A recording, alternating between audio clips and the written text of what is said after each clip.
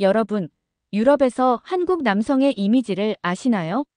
조용하고 점잖은 관광객 이미지가 매우 큽니다. 유럽, 특히 프랑스 여성들 눈에는 예의 바르지만 어딘가 의존적으로 보일 수도 있고요. 오늘 소개할 사연의 주인공 여성도 그랬습니다. 화재 현장에서 처음 만난 한국 남성을 처음에는 그저 착하고 조용한 외국인이라고만 생각했어요. 혹시 다치지 않았을까 걱정해주고 도움을 줘야겠다고 마음먹었죠. 하지만 몇 달 후 그의 진짜 모습을 본 프랑스 여성은 완전히 충격받았습니다. 대체 무슨 일이 있었던 걸까요?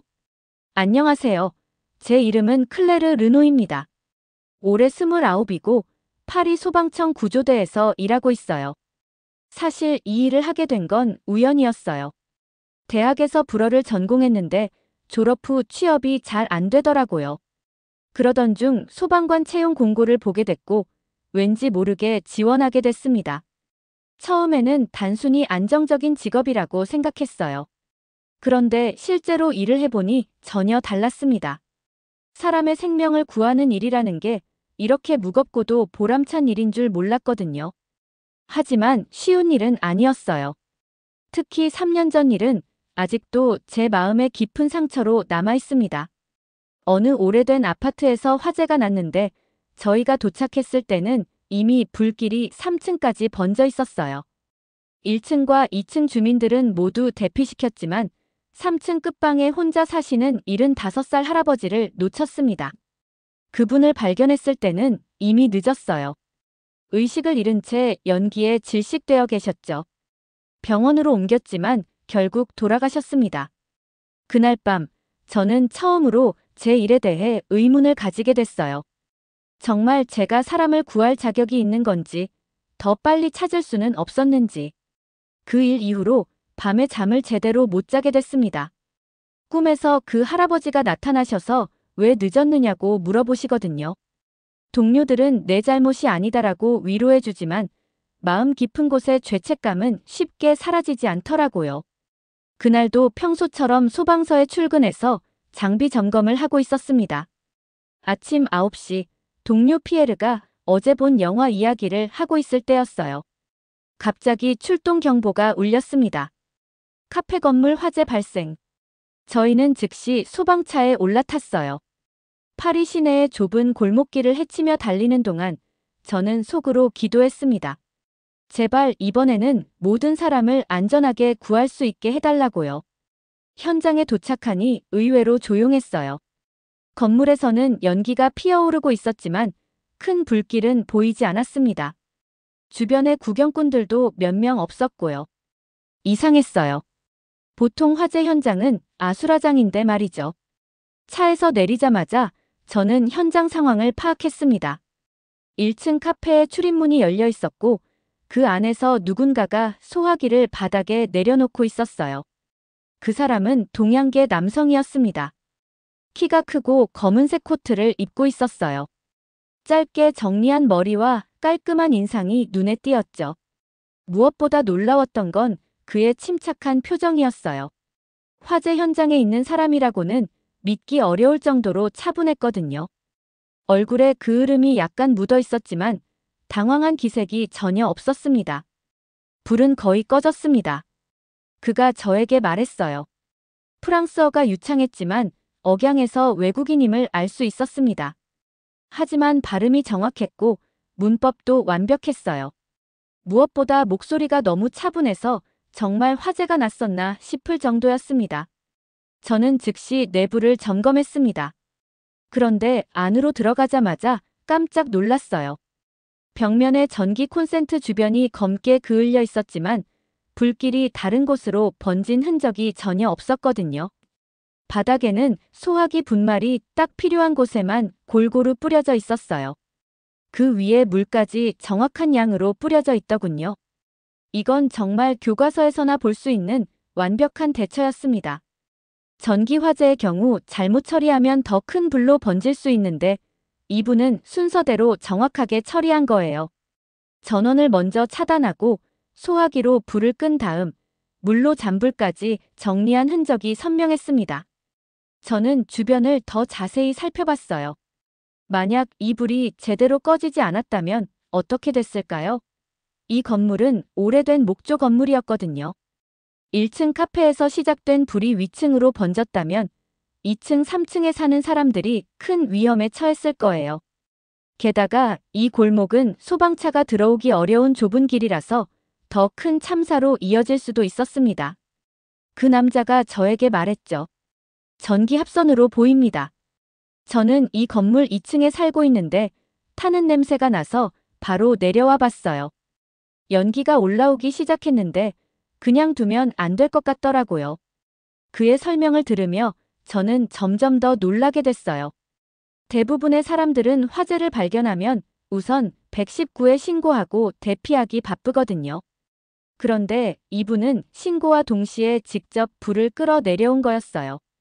더 놀라운 건 단순히 물을 부은 게 아니라 전기를 먼저 차단했다는 거였습니다. 전기를 먼저 끄셨군요. 제가 물어보자 그는 당연하다는 듯이 고개를 끄덕였어요. 전기불은 물을 바로 부으면 안 되잖아요. 더 위험해질 수 있으니까요. 그래서 먼저 차단기를 내리고 소화기로 끈 다음에 물을 뿌렸어요. 저는 입이 벌어졌어요.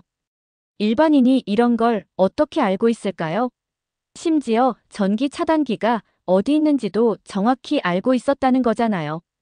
만약 이분이 당황해서 바로 물을 부었다면 전기 감전 사고가 날 수도 있었을 거예요. 그럼 화재에 감전 사고까지 더해져서 정말 큰일이 났을 거였습니다. 혹시 소방 관련 일을 하세요? 일반 분이 이렇게 완벽하게 대처하시는 건 정말 처음 봅니다. 제 질문에 그는 잠시 망설이더니 겸손한 미소를 지었어요. 아니에요. 한국에서 해병대 복무를 했는데 그때 화재 진압 훈련을 받았거든요. 기본적인 것만 알고 있습니다. 해병대라고요? 저는 잠시 멈칫했어요. 해병대가 뭔지 정확히 몰랐거든요. 프랑스에도 해군이 있지만 해병대라는 건 잘 모르는 개념이었어요. 해병대가 어떤 부대인가요? 제가 물어보자 그는 잠시 생각하더니 쉽게 설명해줬어요. 한국의 특수해군 부대예요. 바다와 육지에서 모두 작전할 수 있도록 훈련받는 곳이에요. 일반 군인보다 훨씬 더 강하고 철저한 훈련을 받습니다. 아, 그런 거였구나.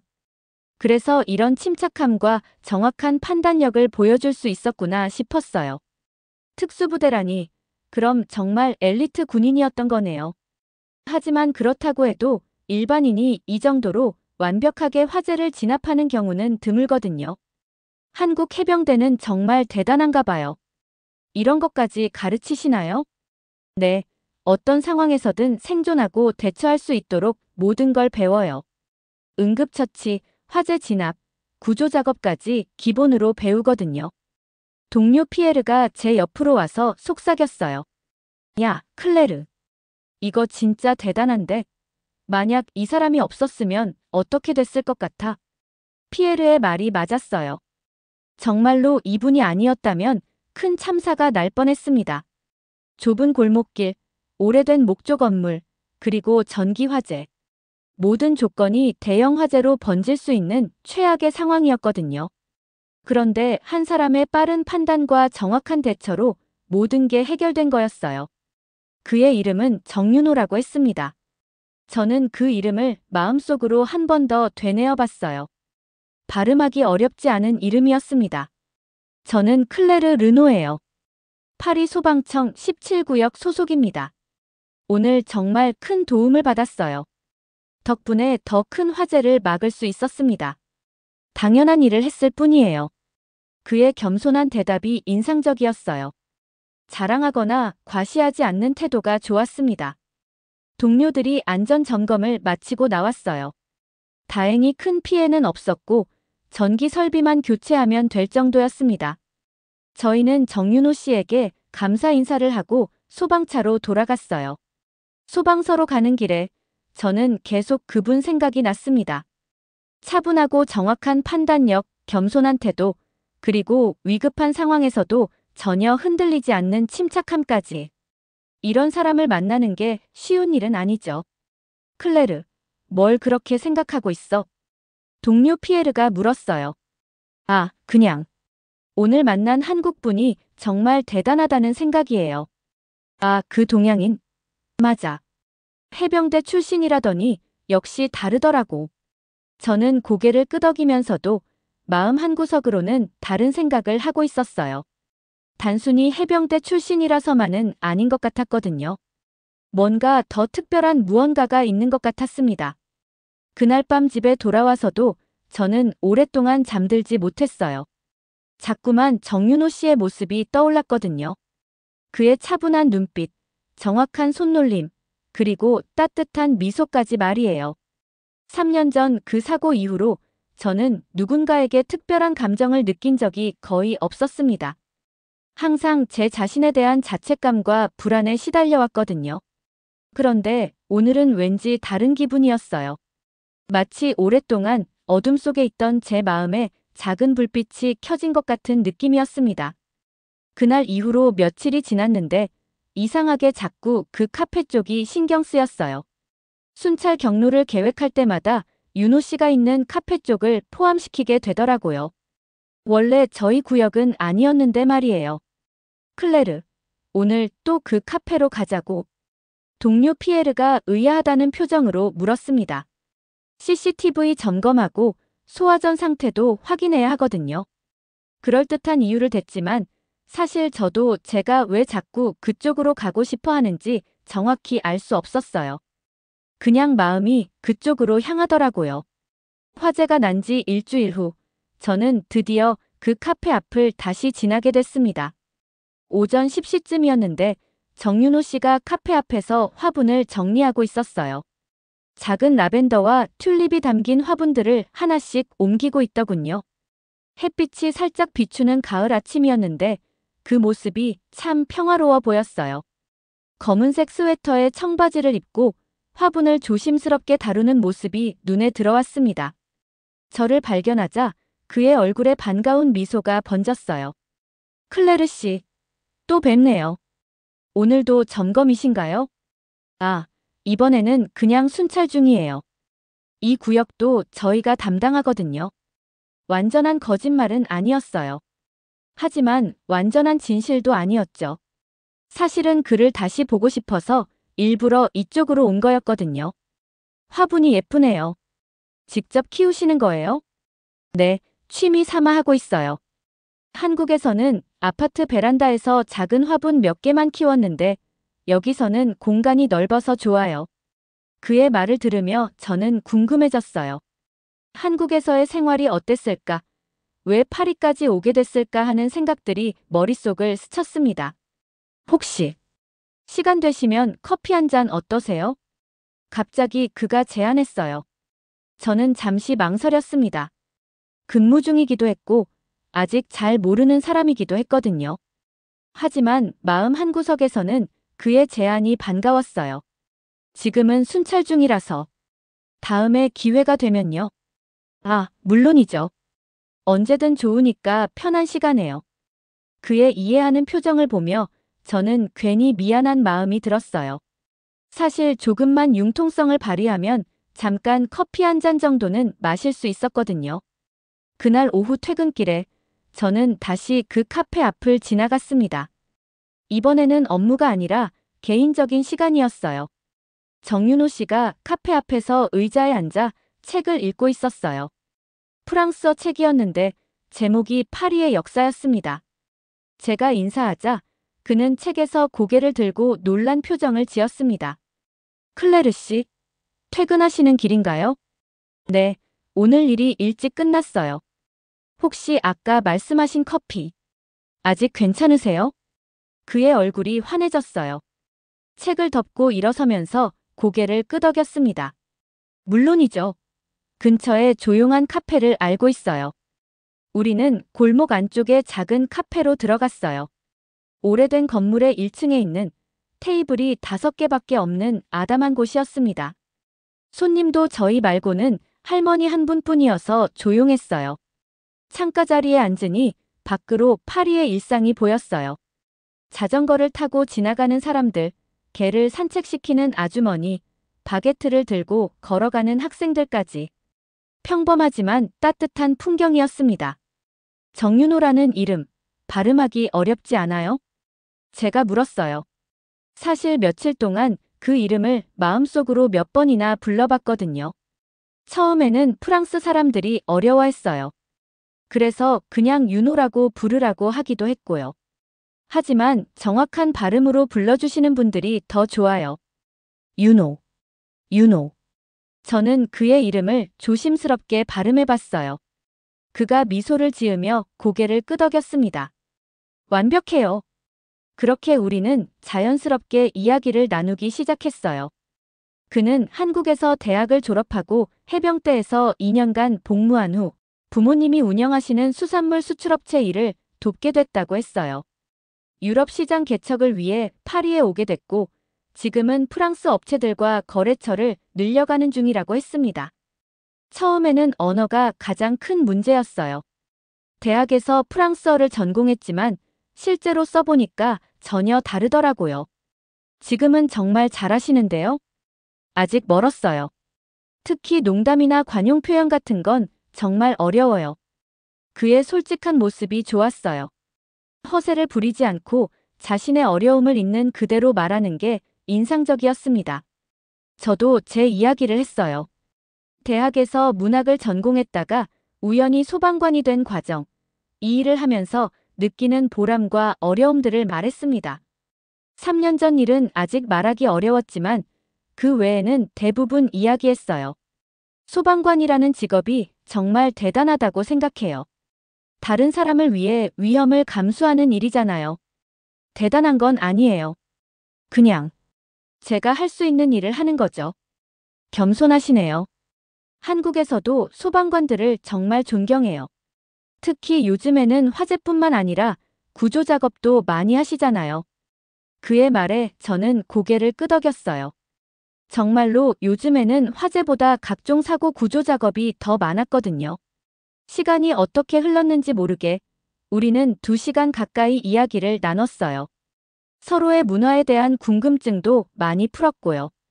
저는 한국의 빠른 인터넷과 배달 문화에 대해 들었고 그는 프랑스의 여유로운 식사 시간과 바캉스 문화에 대해 물어봤어요. 카페를 나올 무렵 하늘에는 별이 하나둘 떠오르고 있었어요. 파리의 11월 저녁은 일찍 어두워지거든요. 오늘 정말 즐거웠어요. 윤호 씨가 말했어요. 저도요. 오랜만에 이렇게 편하게 이야기 나눈 것 같아요. 정말 그랬어요. 최근 몇 년 동안 일 이야기가 아닌 개인적인 대화를 이렇게 오래 나눈 적이 없었거든요. 헤어지기 전에 그가 작은 포장지를 내밀었어요. 뭐예요? 유자차예요. 한국에서 가져온 건데 감기 예방에 좋거든요. 요즘 날씨가 추워지니까요. 저는 그 선물을 받으며 마음이 따뜻해졌어요. 단순한 차 한 봉지였지만 그 마음이 느껴져서 기뻤습니다. 감사해요. 저는 딱히 드릴 게 없네요. 괜찮아요. 오늘 대화만으로도 충분히 좋은 시간이었어요. 집으로 돌아가는 길에 저는 손에 든 유자차를 바라보며 미소를 지었어요. 오랫동안 잊고 있던 설렘이 마음 한구석에서 꿈틀거리고 있었습니다. 이런 감정을 느끼는 게 언제만이었을까요? 그날 밤 유자차를 우려 마시며 저는 오늘 있었던 일들을 되새겼어요. 윤호 씨의 따뜻한 미소, 진솔한 대화, 그리고 배려심 깊은 마음까지. 분명 특별한 사람이라는 생각이 들었습니다. 그 후 한 달 동안 저와 윤호 씨는 자연스럽게 가까워졌어요. 제가 순찰을 마치고 퇴근할 즈음이면 그는 항상 카페 앞에서 무언가를 하고 있었습니다. 때로는 화분에 물을 주고 있었고, 때로는 카페 앞을 청소하고 있었어요. 마치 제가 언제 올지 알고 있는 것처럼 말이죠. 일주일에 2~3번은 함께 커피를 마셨는데, 그때마다 윤호 씨는 작은 도시락을 가져왔어요. 한국 음식을 직접 만든 거였습니다. 김밥, 불고기, 김치볶음밥 같은 음식들을 맛보게 해줬는데 정말 놀라웠어요. 특히 김치의 그 독특한 맛과 향은 처음엔 낯설었지만 점점 매력적으로 느껴졌습니다. 김치는 유산균이 정말 많아서 소화에도 좋고 면역력에도 도움이 돼요. 한국 사람들이 건강한 이유 중 하나죠. 윤호 씨가 설명해 줄 때마다 저는 감탄했어요. 단순히 맛있는 음식이 아니라 과학적인 근거가 있는 건강식품이었거든요. 프랑스 음식은 맛은 좋지만 기름지고 무거운 편인데 한국 음식은 색깔도 예쁘고 영양 균형도 좋아 보였습니다. 어느 날은 윤호 씨가 핸드폰으로 뭔가를 주문하는 모습을 봤어요. 몇 번 터치하더니 30분도 안 되어서 한국 식료품이 배달로 도착했습니다. 파리에서 이렇게 빠른 배달을 본 건 처음이었어요. 한국은 이런 배달 시스템이 세계에서 제일 발달했어요. 치킨도 30분 안에 오고 심지어 새벽에도 주문할 수 있거든요. 그 말을 듣고 정말 신기했어요. 프랑스는 배달 음식을 시키면 1시간은 기본으로 기다려야 하거든요. 윤호 씨는 한국의 빠른 인터넷과 효율적인 시스템에 대해서도 많이 이야기해줬어요. 모든 게 디지털화되어 있고 무엇이든 빠르고 정확하게 처리된다고 했습니다. 그런데 문제는 제 주변 사람들이었어요. 동료들이 점점 제게 관심을 보이기 시작했습니다. 피에르는 제가 요즘 표정이 밝아졌다면서 무슨 좋은 일이 있냐고 물어봤어요. 처음에는 그냥 넘어갔지만 계속 물어보니까 결국 한국인 남성과 친구가 됐다고 말했습니다. 그러자 동료들의 반응이 미묘하게 달라졌어요. 마크라는 동료는 아시아 남자들이 왜 서양 여자들에게 관심을 보이는지 모르겠다고 중얼거렸고, 다른 동료는 언어도 제대로 안 통할 텐데 뭘 이야기하냐고 비꼬았어요. 그런 말들을 들을 때마다 기분이 정말 나빴습니다. 하지만 곧 그들의 생각이 바뀌는 일이 생겼어요. 어느 날 오후 소방서 근처에서 교통사고가 났습니다. 오토바이와 승용차가 충돌했는데 오토바이 운전자가 의식을 잃고 피를 많이 흘리고 있었어요. 저희가 현장에 도착했을 때 이미 누군가 응급처치를 하고 있었습니다. 그 사람이 바로 윤호 씨였어요. 우연히 지나가다가 사고를 본 거라고 했는데 그의 응급처치 실력은 정말 놀라웠습니다. 출혈 부위를 정확히 압박하고 환자의 기도를 확보하고 의식 상태를 체크하는 모든 과정이 완벽했어요. 어디서 배우신 거예요? 제가 물어보자 윤호 씨는 한국 해병대에서 배운 응급처치법이라고 했어요. 한국군의 응급처치 교육은 세계에서도 손꼽힐 정도로 체계적이고 실용적이라고 설명해줬습니다. 실제로 그의 처치 덕분에 환자가 큰 위험을 넘길 수 있었어요. 그 모습을 본 제 동료들은 완전히 태도가 바뀌었습니다. 피에르는 한국 해병대 출신이라니 정말 대단하다고 감탄했고, 마크도 한국 군대 훈련이 얼마나 철저한지 들어본 적이 있다고 말했어요. 갑자기 모든 동료들이 윤호 씨에 대해 관심을 보이기 시작했습니다. 클레르, 그 한국 친구 정말 멋있더라. 우리 소방관들보다 응급처치를 더 잘하는 것 같아. 한국 사람들은 다 저렇게 차분하고 능력이 뛰어난가. 이런 반응들을 보니 저도 기분이 좋아졌어요. 윤호 씨의 능력을 제대로 인정받는 것 같았거든요. 그런데 며칠 후 다른 문제가 생겼어요. 윤호 씨가 평소보다 침울한 표정으로 나타났습니다. 부모님으로부터 전화가 왔는데 프랑스에서 뭘 하고 있는지 자세히 물어보셨다고 했어요. 특히 어머니께서는 혹시 프랑스 여자와 만나고 있는 건 아니냐고 직접적으로 물어보셨다고 하더라고요. 윤호 씨는 아직 저에 대한 이야기를 부모님께 하지 않았다고 했어요. 한국에서는 부모님께 결혼 전까지는 연애 이야기를 잘 안 한다고 설명해줬습니다. 또한 아들이 외국에서 외국인과 사귀는 것에 대해 걱정하시는 부모님들이 많다고도 했어요. 사실 저는 그런 한국의 가족 문화를 어느 정도 이해할 수 있었어요. 가족을 중시하고 부모님을 존경하는 문화라는 건 좋은 거라고 생각했거든요. 프랑스는 개인주의 성향이 강해서 가족보다는 개인의 선택을 더 중요하게 여기는 편인데 한국의 가족 중심 문화가 오히려 부러웠습니다. 하지만 윤호 씨의 부모님이 갑자기 파리에 오신다는 소식을 들었을 때는 좀 부담스러웠어요. 사업 관련 일로 유럽을 방문하시는데 파리에서 일주일 정도 머무르실 예정이라고 했습니다. 그동안 아들이 어떻게 지내고 있는지 직접 보고 싶으시다는 뜻이었어요. 부모님께서 아들이 걱정되셔서 오시는 거군요. 제가 그렇게 말하자 윤호 씨는 미소를 지었어요. 한국에서는 부모를 모시는 것을 당연하게 생각한다고, 그래서 멀리 있는 아들이 걱정되시는 거라고 했습니다. 그런 마음을 이해한다고 하니까 윤호 씨가 고마워했어요. 그런데 제가 걱정하기 시작한 건 다른 이유였어요. 혹시 부모님이 오시는 동안 윤호 씨와 만나기 어려워질까 봐서였습니다. 그리고 만약 제 존재가 알려지면 어떤 반응을 보이실지도 궁금하고 불안했어요. 윤호 씨도 비슷한 고민을 하고 있는 것 같았어요. 평소보다 말이 적어졌고 만날 때마다 무언가 신경 쓰이는 표정을 지었습니다. 부모님께 저에 대해 말씀드리기에는 아직 이른 것 같다고 시기를 좀 더 기다려보자고 했어요. 그 말을 들으니 저도 이해는 됐지만 한편으로는 서운한 마음이 들었어요. 물론 성급할 필요는 없지만 숨겨야 할 관계라는 생각이 드니까 마음이 무거웠습니다. 결국 부모님이 오시는 일주일 동안 저는 윤호 씨와 만나지 않기로 했어요. 괜히 부담을 드리고 싶지 않았거든요. 그렇게 일주일이 지났는데 그 시간 동안 저는 많은 생각을 했습니다. 윤호 씨의 부모님이 파리에 머무시는 일주일 동안 저는 그 카페 앞을 지나가지 않았어요.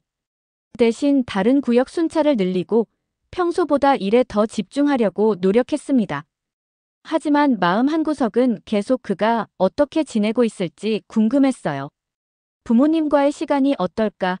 혹시 저에 대한 이야기가 나오지는 않을까? 그런 생각들이 자꾸 머릿속을 맴돌았습니다. 동료 피에르는 제가 요즘 왜 이렇게 멍하니 있냐고 물어봤지만 딱히 설명하기도 어려웠어요. 그런데 일주일째 되는 날 예상치 못한 일이 벌어졌습니다. 오후 3시쯤 대형 화재 신고가 들어왔어요. 몽마르트르 언덕 근처의 오래된 아파트 건물에서 불이 났다는 거였습니다. 그 주소를 들었을 때 가슴이 철렁했어요. 윤호 씨가 사는 곳과 아주 가까운 거리였거든요. 현장에 도착하니 상황이 심각했어요. 5층 건물의 3층에서 시작된 불이 위아래로 번져나가고 있었고 연기가 심하게 피어오르고 있었습니다. 이미 소방차 3대가 와 있었고 구조대원들이 분주히 움직이고 있었어요. 건물 앞에는 대피한 주민들이 모여 있었는데 그 사이에서 윤호 씨를 발견했습니다. 그런데 그는 단순히 구경하고 있는 게 아니었어요. 연기 흡입으로 기침을 하는 할머니를 부축하고 있었고 작은 아이를 안고 있는 엄마에게는 물을 가져다 드리고 있었어요. 윤호 씨. 제가 부르자 그가 고개를 돌렸어요. 저를 보고 안도하는 표정을 지었습니다. 클레르. 다행이다. 5층에 아직 할아버지 한 분이 남아 계신 것 같아요. 계단이 너무 위험해서 올라가지 못하고 계셔요. 그의 말에 저는 즉시 현장 지휘관에게 보고했어요. 하지만 문제가 있었습니다. 건물 내부 계단이 불과 연기로 막혀 있어서 일반적인 진입이 어려운 상황이었어요. 사다리차를 이용해야 하는데 그것도 시간이 걸렸습니다. 그때 윤호 씨가 조심스럽게 다가왔어요. 혹시 건물 뒤쪽 비상계단은 확인해 보셨나요? 제가 이 동네를 돌아다니면서 봤는데 옛날 건물들은 뒤쪽에 별도 계단이 있는 경우가 많아요. 그의 말을 듣고 저희는 즉시 건물 뒤쪽을 확인했어요. 정말로 외부 비상계단이 있었고 그쪽은 아직 불길이 닿지 않아서 사용할 수 있었습니다. 지휘관은 윤호 씨의 관찰력에 감탄하면서 즉시 구조팀을 그쪽으로 보냈어요. 하지만 더 놀라운 일은 그 다음에 일어났습니다. 구조대원이 5층 할아버지를 데리고 내려오는 도중에 할아버지가 갑자기 의식을 잃으셨어요.